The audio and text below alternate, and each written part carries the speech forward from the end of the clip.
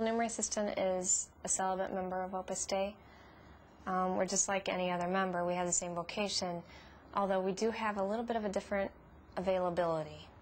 We are available to take care of the centers of Opus Dei and really make them a home 100% and full-time, I guess you could say. And really, I do see myself as the mother of Opus Dei.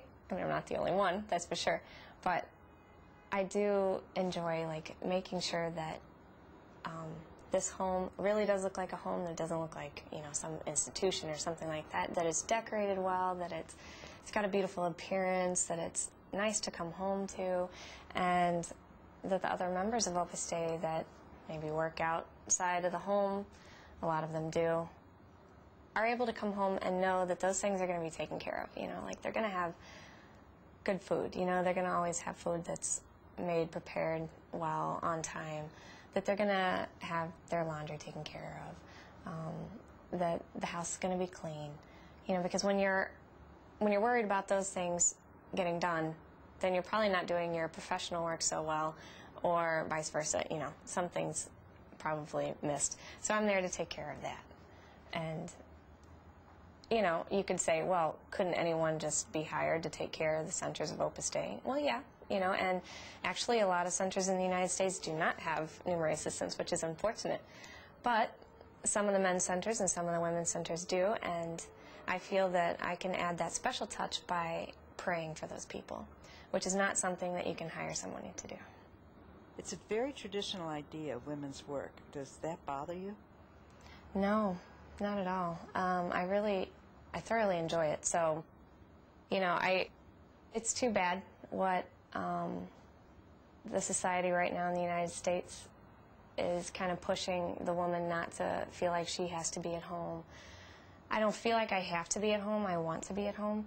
And I wish a lot of other women felt that way too, you know, that they saw it as a profession, that they saw it as something very important to society and to culture even, because you can see a lot of times now kids don't have mothers that really, really, you know, care for them in that way.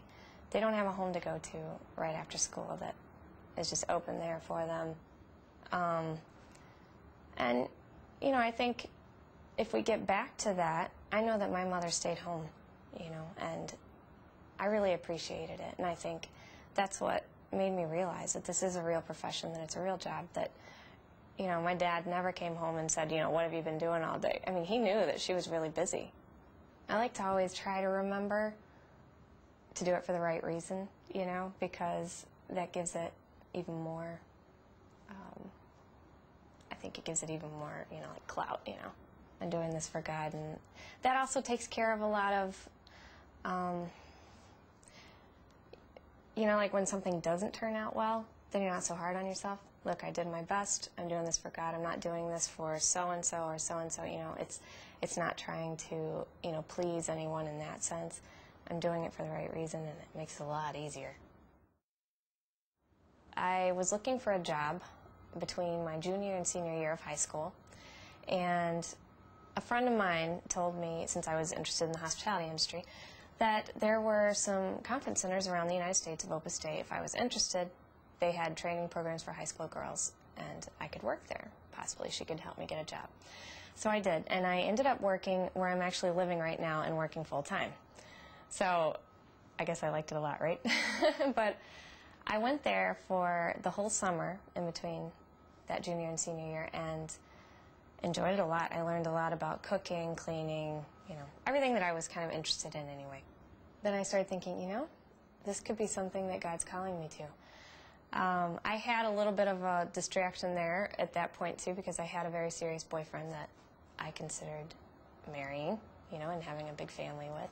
So this was something that I was thinking about also, you know, like, well, I wonder if God would be asking me to do something different than what I'm inclined to, because that's what I wanted all my life, you know. I had seen the dedication of my parents and everything, and I thought that's what I want. And so on that plane ride home, you know, it hit me, you know, like, whoa, I should pray about this more because this might be what he's looking for. And anyway, I got off the plane, my boyfriend was there to pick me up, and I was so excited, you know. I told him everything about the summer and everything that I had learned. Anyway, so we called that night. He was so mad once I had told him, you know, hung up the phone. I can't believe you would do this to me, Andrea, type thing, you know.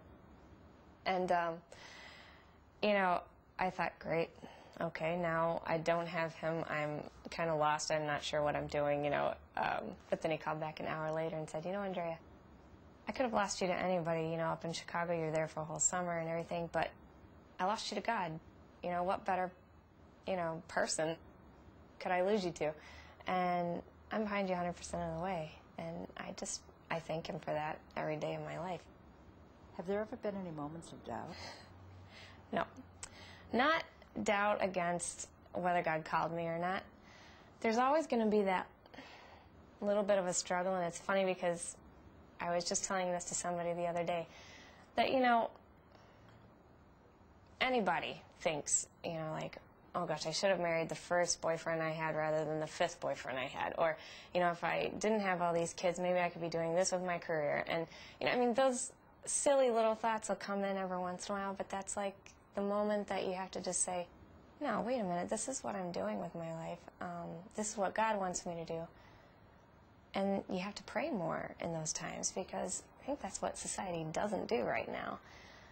They don't rely on what God has planned for them and rely on that grace for them to go through with whatever he's dishing out at the moment. Are you happy? Totally. Yeah. Completely happy. Tell me about it. Well, it's hard to, like, explain it to someone else, but it's like a feeling that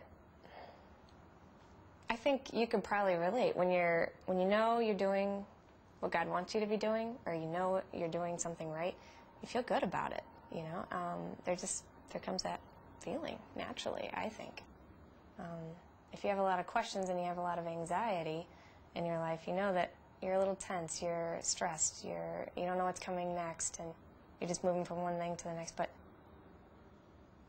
I know what I'm doing, I know where I'm going, and I enjoy that. I'm perfectly happy. First, they didn't really understand it too much. Some of them still don't.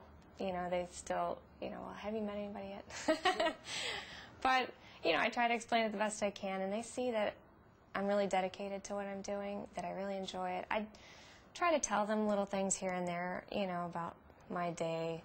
I try to keep in touch with them often. So they've come to respect that about me. And since they see that I'm happy, that I know what I'm doing, that I know where I'm going, they don't question it anymore. You know, at first they were like, oh, it's just a phase you're going through. You'll outgrow it, you know, or something. But 11 years is a long time to stick with something that's just a phase. So they appreciate it, and they come to me often, you know, like with their problems and stuff. A lot of them have had, you know, problems with their marriages. Not that I'm saying marriage is a bad thing. I think it's beautiful. But you really have to have a vocation to it as well.